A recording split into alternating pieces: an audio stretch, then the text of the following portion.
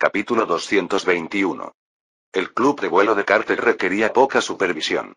Charles ordenó una mayor vigilancia y comenzó a entrenar a todos los pilotos como pilotos de combate. Mientras tanto, Gallienne inició una amplia campaña de reclutamiento de nuevos pilotos y comenzó a establecer una academia de aviación dedicada a capacitar a jóvenes deseosos de unirse a la Fuerza Aérea. Solo mediante estos esfuerzos podrían asegurar un suministro constante de pilotos para el combate futuro. Charles fue directo a la planta de fabricación de aviones y allí encontró a Eric. Eric lo invitó a sentarse en la sala de descanso de la fábrica y les preparó café caliente. Tras escuchar la actualización de Charles, Eric no pudo evitar exclamar: «Dios mío, tenemos que desarrollar un avión monoplaza cuanto antes». El Avro era un buen avión, pero al ser biplaza, su asiento adicional era innecesario para un caza. Pero Charles consideró que este asunto no era urgente. «Los alemanes tampoco tienen un caza monoplaza específico», respondió Charles. «Es algo que tendremos que solucionar, pero podemos permitirnos esperar un poco». «¿Espera?», preguntó Eric, desconcertado. «¿Pero en qué más podríamos centrarnos?». Charles no respondió directamente. En cambio, preguntó: «¿Cómo va el desarrollo del motor?». Eric asintió rápidamente con entusiasmo.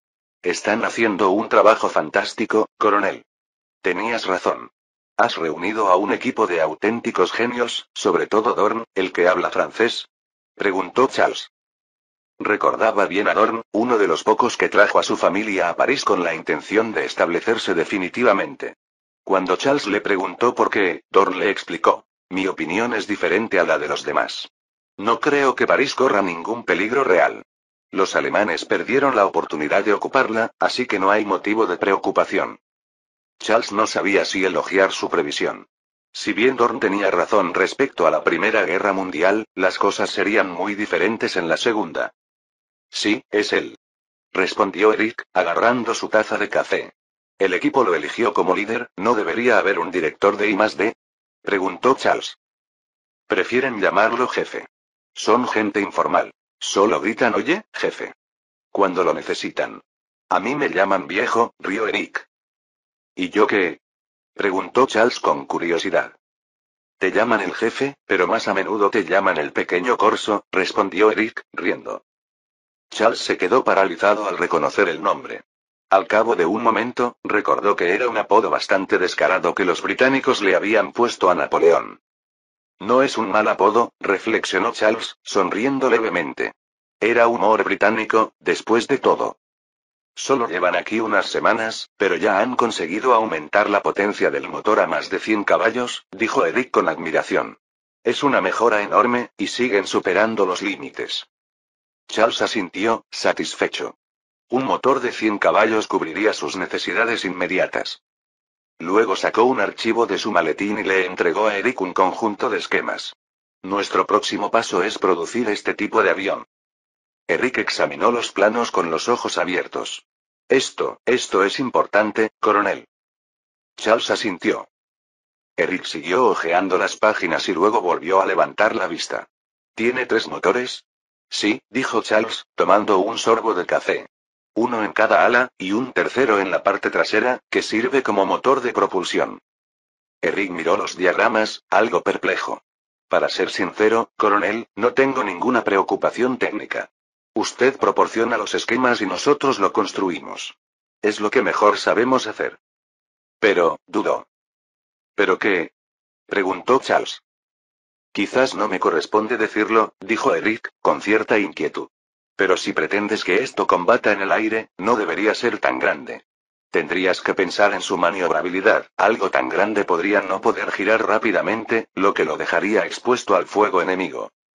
«Lo sé», interrumpió Charles. «Por eso no está diseñado para combate aéreo.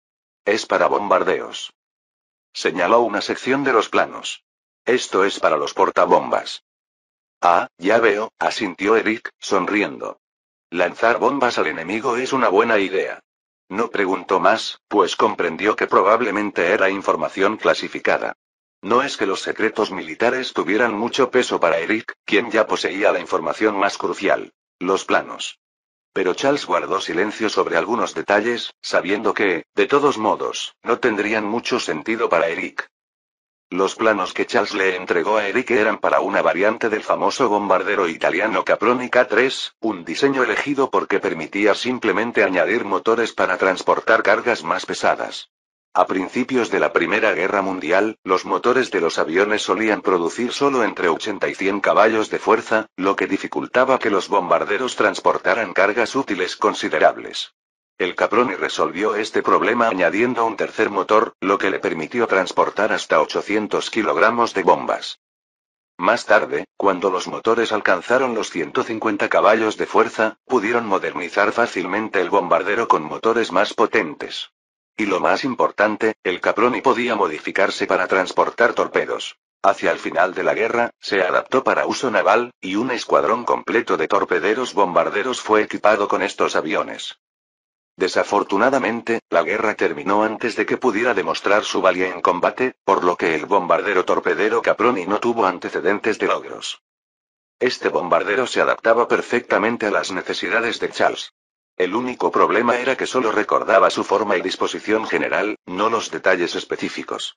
Afortunadamente, los vuelos de prueba pudieron completar esas lagunas. Este es solo un diseño preliminar, dijo Charles.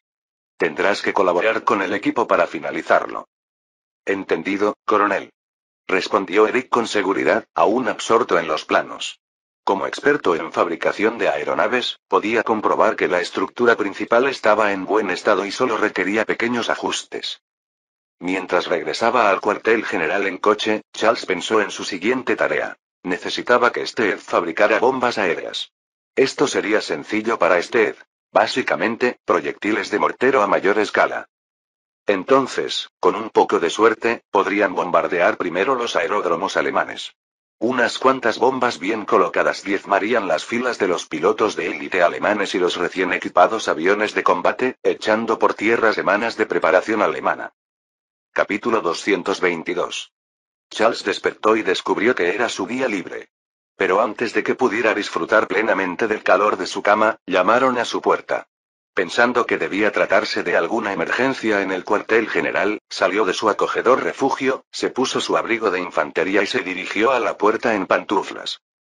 Para su sorpresa, el general Winter estaba afuera. Buenos días, coronel. Lo saludó el general Winter con una sonrisa, estrechándole la mano con fuerza. Al ver el cansancio en el rostro de Winter, Charles lo dejó entrar y le preguntó con curiosidad. General, ¿vino hasta París solo para verme? Sí. Bostezó Winter, mirando a su alrededor. Vine específicamente a hablar con usted, coronel. Mientras se abrochaba el uniforme, Charles dedujo rápidamente el propósito de la visita de Winter. Debía tratarse del debate sobre el desembarco del norte contra el del sur. Claramente, Winter había venido a persuadir a Charles para que cambiara su postura, probablemente con una postura opuesta a la de Alberto I. Un escalofrío recorrió a Charles mientras se apresuraba a terminar de vestirse, poniéndose de nuevo su pesado abrigo de infantería para abrigarse. Su ayudante, Adrien, les trajo café a ambos y le preguntó a Charles: ¿Quiere que le traiga el desayuno, coronel? Mirando al general Winter, quien levantó su taza de café, Charles respondió: Gracias, pero el general ya desayunó en camino. Adrien asintió rápidamente y salió, cerrando la puerta. Entonces comenzó Charles: ¿Tuvieron algún efecto las palabras del rey Alberto? Winter lo miró con desconcierto. Es más bien que sus palabras surtieron efecto, coronel. Al principio, preferían el enfoque sur, pero su análisis, combinado con la persuasión de Alberto I, los ha llevado a considerar seriamente un desembarco por el norte. Es tentador, dijo Charles, zapateando.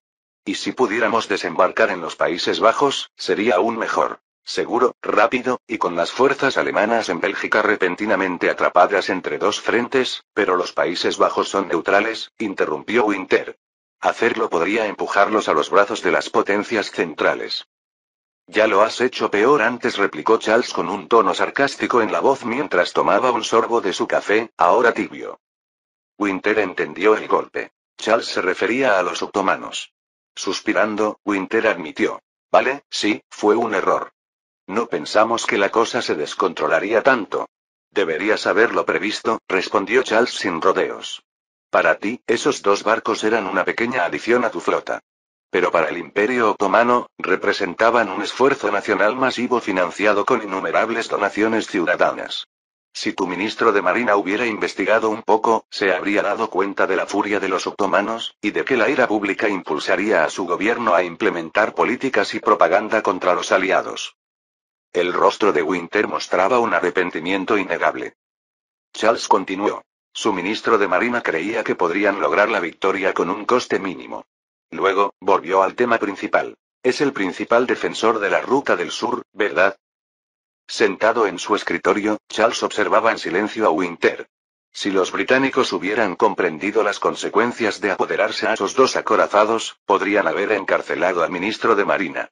Esa decisión llevó a los otomanos a abandonar su neutralidad, cortando la ruta del Mediterráneo al Mar Negro hacia Rusia y, en última instancia, desestabilizando todo el frente oriental.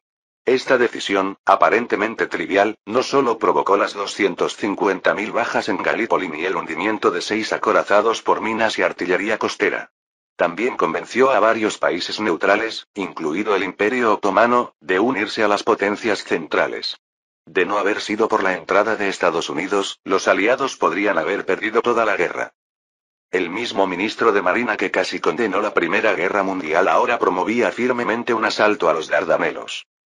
De pie ante el escritorio de Charles, Winter señaló los Dardanelos en un mapa. Nuestro ministro de Marina cree que si nuestra flota logra alcanzar el mar de Mármara y posicionar la artillería dentro del alcance de Constantinopla, el Imperio Otomano se rendirá. ¿No habrá mayores obstáculos? Charles miró a Winter con incredulidad. ¿Estás diciendo que unos pocos barcos británicos podrían obligar a todo el Imperio Otomano a rendirse? Winter extendió las manos. ¿Por qué no? Charles se burló. Ahora entendía por qué el ministro de Marina se había apoderado de esos acorazados. Creía que eran más importantes que el propio Imperio Otomano y que podían doblegarlo él solo. Ante esa opción, naturalmente eligió los barcos. Arrogancia británica. Miopía. Pensamiento prejuicioso.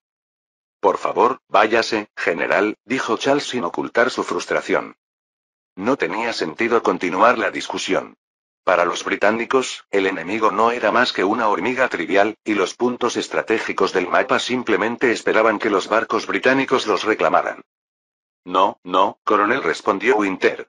Aún así, me gustaría saber su opinión. Mantengo lo dicho, respondió Charles con firmeza. Un desembarco en el norte sería la mejor opción. Originalmente, Charles había sugerido la ruta del norte como una trampa para los alemanes, pero ahora creía sinceramente que no sería mala idea. Como mínimo, un desembarco en el norte obligaría a los británicos a afrontar la realidad de su formidable oponente alemán. Tras una pausa, Winter comentó: No estás a favor de abrir un nuevo frente, ¿verdad?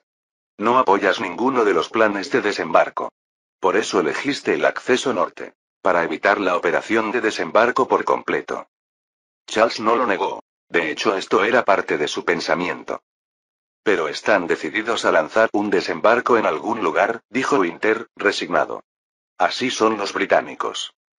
Como potencia marítima, Gran Bretaña siempre había favorecido las operaciones combinadas marítimas y terrestres, al igual que Francia, que priorizaba las tácticas ofensivas. Este enfoque estaba profundamente arraigado en su doctrina estratégica, y no lo abandonarían sin antes intentarlo. Capítulo 223. Charles guardó silencio un momento, consciente de que los británicos finalmente optarían por lanzar una operación de desembarco en los Dardanelos. Esta decisión no solo se debió al ministro de la Armada británica ni a la estrategia británica. Históricamente, las facciones del norte y del sur habían debatido esto durante meses sin llegar a una solución.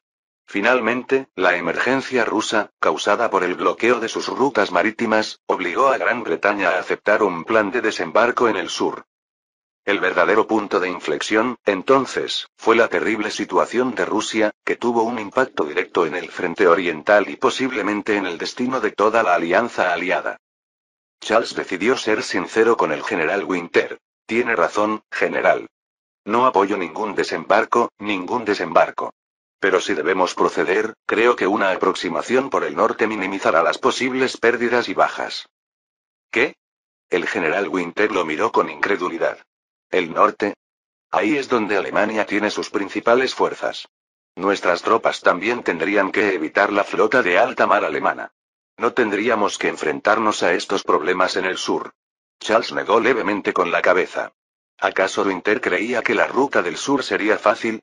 El estrecho de los Dardanelos tenía 61 kilómetros de largo y solo 1,2 kilómetros de ancho en su punto más angosto. El Imperio Otomano ni siquiera necesitaba hacer mucho. Simplemente sembrar un campo de minas y desplegar artillería costera para bombardear a los barcos británicos lo convertiría en una pesadilla para cualquier fuerza invasora. Charles continuó sin más explicaciones. Mi plan es este. Realizar un desembarco real en el norte y, al mismo tiempo, preparar un desembarco de señuelo en el sur para atraer allí los limitados recursos y refuerzos alemanes. Así, no podrán responder al desembarco de la fuerza principal en el norte. Eso es irreal, coronel, interrumpió Winter. Si bien Alemania tiene problemas de suministro debido al bloqueo británico, el norte es esencialmente territorio alemano, está lo suficientemente cerca como para recibir el apoyo total de sus redes de suministro. Charles lo ignoró y continuó. Podríamos realizar una serie de maniobras de distracción en el sur, incluyendo fintas para tentar a la flota alemana a intentar escapar. La expresión del general Winter cambió al comprender. ¿Quieres decir que nuestro verdadero objetivo es atrapar a la flota alemana? Pero un momento después, dudó, dándose cuenta de que algo no cuadraba. Si Charles pretendía tender una trampa a la flota alemana, probablemente no lo diría abiertamente. Charles no dio ninguna respuesta. Tras pensarlo un poco, el general Winter comprendió de repente. El sur, siempre has pretendido que el sur sea el verdadero objetivo. Charles continuó sorbiendo su café, sin levantar la cabeza. A medida que Winter asimilaba esto, su entusiasmo aumentaba. Claro. Si Alemania cree que solo nos interesa una invasión por el norte y que toda la actividad en el sur es solo una farsa, será improbable que refuercen considerablemente a los otomanos. Enviarán poca artillería, minas o tropas a la región. Incluso si desembarcamos en el sur, Alemania podría seguir pensando que es una treta. Winter estaba tan emocionado que agarró a Charles por los hombros, ignorando el café que se derramaba en su taza. Genial, coronel. Absolutamente genial. Esto podría darnos la ventaja que necesitamos. Para cuando los alemanes se den cuenta de lo que realmente está pasando, podría ser demasiado tarde. Charles respondió con calma. Debo recordarle, general, que el acceso por el sur no es tan fácil como parece. Debe ser plenamente consciente de los desafíos que presenta. No hay problema, coronel. Asintió Winter de buena gana. Me aseguraré de transmitirle su advertencia al ministro de Marina. Hizo una pausa y luego se inclinó para preguntar en voz baja. ¿Cómo deberíamos filtrar este plan de desembarco en el norte a los alemanes sin levantar sospechas? Charles respondió sin dudarlo. Simplemente acuerden la estrategia norteña del rey Alberto mientras discutimos las operaciones de señuelo. Luego, procedan como siempre. ¿Y eso es todo? ¿Nada más? Winter pareció sorprendido. Al fin y al cabo, solo funcionarios de alto rango al tanto del plan lo comentarían, y cada uno de ellos era considerado de confianza. Pero si todo era una artimaña, ¿cómo se enteraría Alemania? Charles añadió un último consejo. El verdadero objetivo debe ser conocido únicamente por los oficiales británicos, y tan pocos como sea posible. ¿Entendido? Los ojos de Winter se abrieron de par en par al comprenderlo. Charles insinuaba que serían los oficiales franceses quienes, sin saberlo, filtrarían el falso plan a los alemanes. Al darse cuenta de esto, Winter le dedicó a Charles una sonrisa cómplice, mientras que Charles no pudo evitar sentirse un poco avergonzado. La falta de una red de inteligencia sofisticada era un punto débil persistente para Francia. Gran Bretaña, a pesar de sus dificultades en otros ámbitos, contaba desde hacía tiempo con una sólida infraestructura de inteligencia. El Servicio de Seguridad británico, MI5, gestionaba la inteligencia interna, mientras que el Servicio de Inteligencia Secreto, MI6, se centraba en las operaciones externas. Juntos, habían formado un sistema relativamente bien coordinado con eficaces medidas de contrainteligencia. En cambio, la inteligencia francesa era más limitada. Solo la segunda oficina se ocupaba de la contrainteligencia, y no mucho más. En la fábrica de armas Schneider, los copos de nieve caían a través de las ventanas que iban del suelo al techo, lo que aumentaba la atmósfera tensa dentro de la oficina. Pauline tenía una expresión descorazonada mientras le entregaba un informe al señor James. Señor, aquí está el pedido de tanques que el ejército hizo a la fábrica de tractores de Charles. 30.000 francos por unidad, con un pedido inicial de 500 tanques. Y otros países ya están deseando hacer sus propios pedidos. James tomó el informe entre la firma de otros documentos, lo miró brevemente antes de tirarlo a un lado con un gesto de la cabeza. Ya veo, dijo, continuando con su trabajo. Pauline dejó escapar un suspiro. La indiferencia de James hacía parecer que había renunciado por completo a competir con Charles. El desarrollo de los tanques de Charles había sido asombrosamente rápido e impecable, hasta un punto increíble. El rendimiento del tanque Charles I durante la campaña de Ciudad del Cabo dejó atónitos a los observadores militares. Un tanque de tan solo 8 toneladas había logrado diezmar a oponentes mucho más pesados, superándolos en maniobrabilidad y potencia. Pauline había estudiado detenidamente el informe de batalla con la esperanza de encontrar un escenario en el que el tanque Saint-Chamond de Schneider pudiera imponerse. Sin embargo, en cada ocasión, el Charles I lo había superado con la misma táctica, aprovechando sin esfuerzo su movilidad para evitar ser alcanzado. Al ver el silencio de James, Pauline comenzó a alejarse, asumiendo que el asunto estaba resuelto. Ya te has rendido por completo, ¿verdad? Le gritó James, haciendo una pausa. ¿Qué más podemos hacer? Pauline se volvió, con la voz teñida de duda. Has hecho un trabajo excelente, respondió James. Sigue así. La expresión de Pauline se tornó perpleja. No veía el sentido de seguir compitiendo con Charles. Al percibir su confusión, James le ofreció una sonrisa y dijo en tono relajado. Hay una manera sencilla, aunque lenta, de hacer que Charles disminuya el ritmo. Mientras tanto, estudiaremos sus tácticas y planes. Algún día, superarlo no será imposible. ¿Un camino lento? Preguntó Pauline, interesada. Al principio no lo entendió.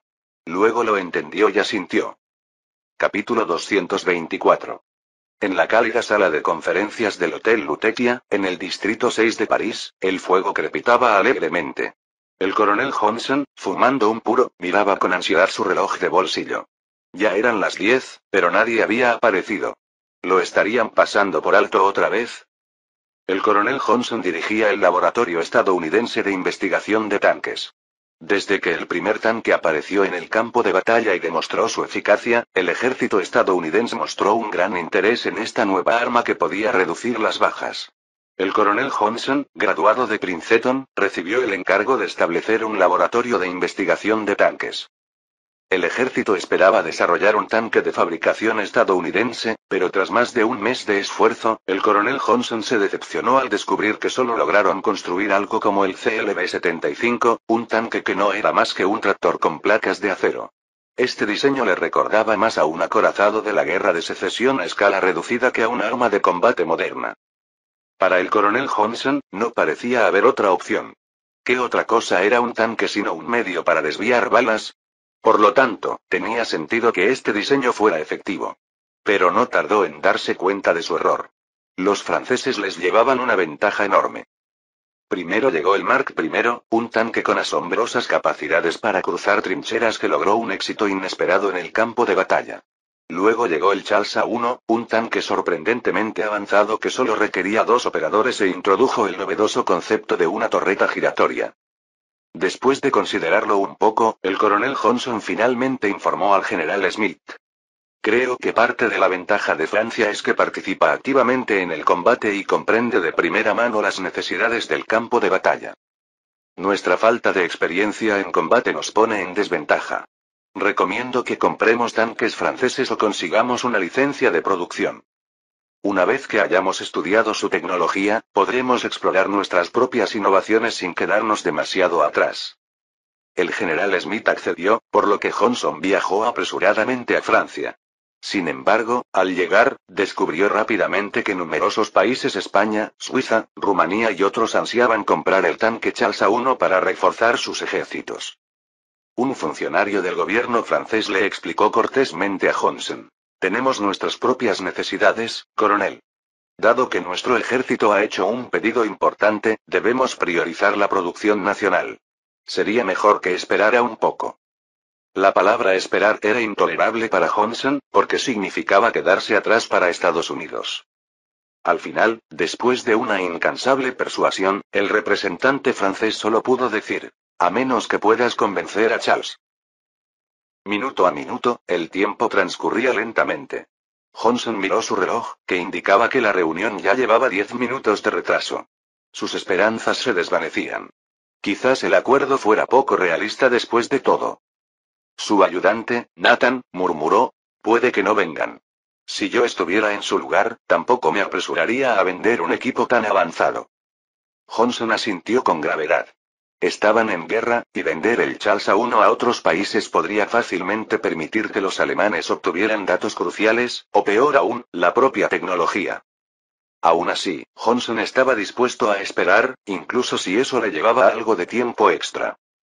En ese momento, se abrió la puerta de la sala de conferencias. Un joven coronel uniformado entró, acompañado de un asistente civil.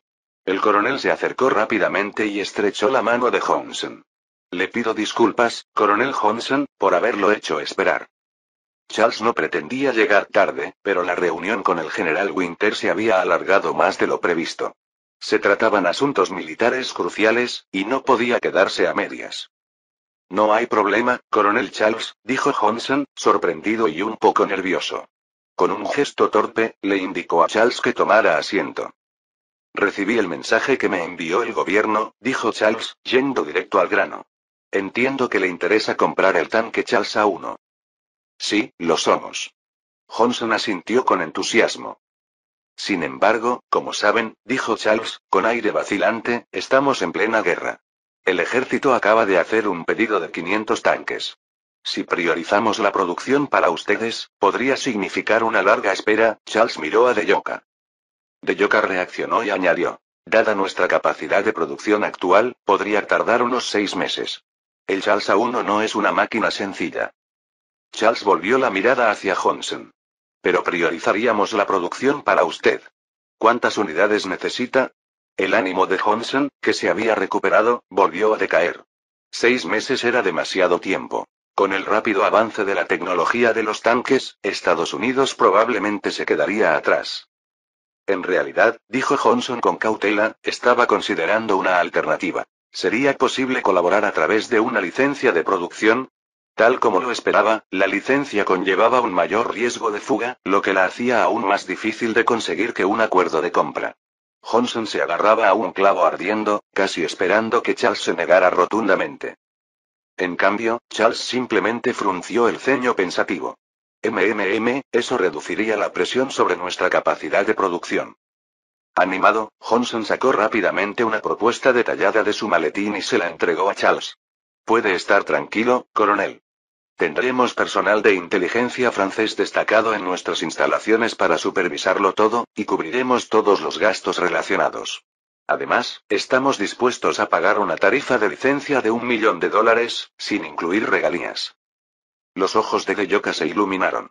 En aquel entonces, $1 millón era una suma considerable. El equivalente a 43 millones de francos, multiplicando su fortuna por varias. Pero Charles devolvió la propuesta a Johnson. Eso no es lo que necesito, coronel Johnson. Los ojos de Johnson se abrieron con renovada esperanza. Entonces, ¿qué necesitas? Sea lo que sea, estamos dispuestos a cumplir. Sabes tan bien como yo, respondió Charles con firmeza, que Alemania se ha apoderado de la zona industrial del noreste de Francia. Esa zona albergaba el 68% de nuestra industria siderúrgica, por lo que ahora tenemos una grave escasez de acero, especialmente del acero especial necesario para la producción de tanques, considere lo hecho. Johnson asintió al instante. Con gusto le exportaremos acero especial sin condiciones. No, dijo Charles, negando con la cabeza. Si te concedo la licencia de producción, puedes enviarnos blindaje de tanques ya preparado. Así, podemos acelerar la producción. ¿Qué te parece? Por supuesto. Johnson asintió vigorosamente. Para Estados Unidos, era un asunto trivial. No había razón para negarse. Pero para Charles, esto fue un avance significativo. En ese momento, Schneider tenía el monopolio de la fabricación de acero especial, un poder que podía ejercer para obstaculizar a Charles. Sin embargo, ahora esa preocupación había desaparecido. Y más allá de este acuerdo, Charles podría seguir desarrollando una asociación con Estados Unidos en el campo de los materiales especiales. Capítulo 225. En la acogedora oficina de la fábrica de armas Schneider, James se sentaba tranquilamente junto a la chimenea, saboreando una copa de vino.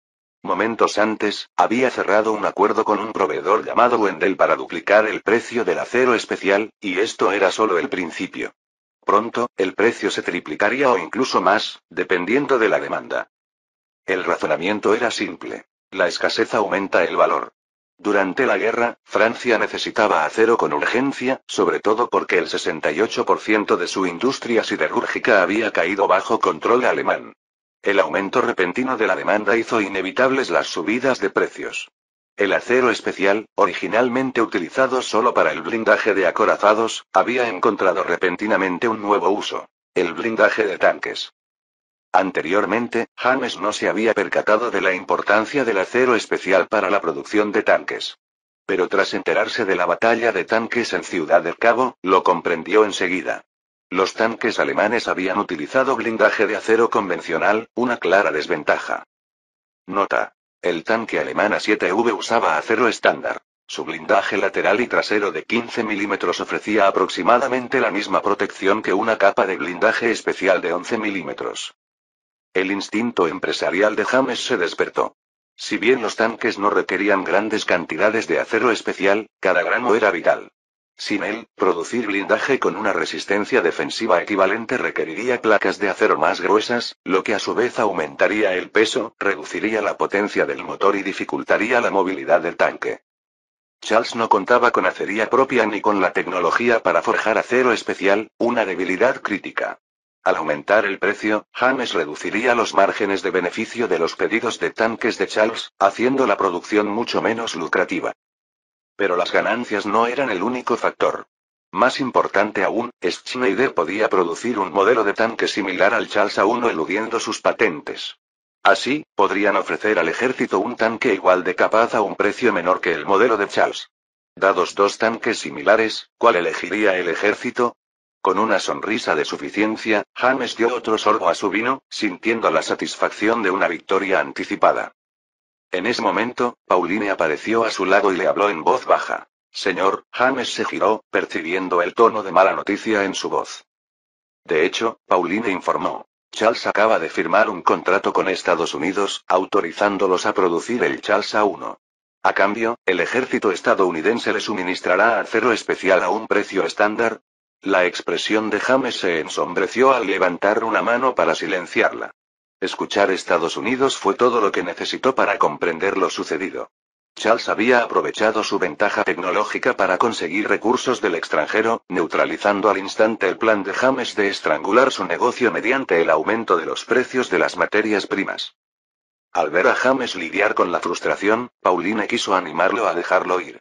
El gran avance de Charles con el Charles A1 había dejado a todos muy atrás. Ya no había forma realista de competir con él en el desarrollo de tanques, ni siquiera para Schneider.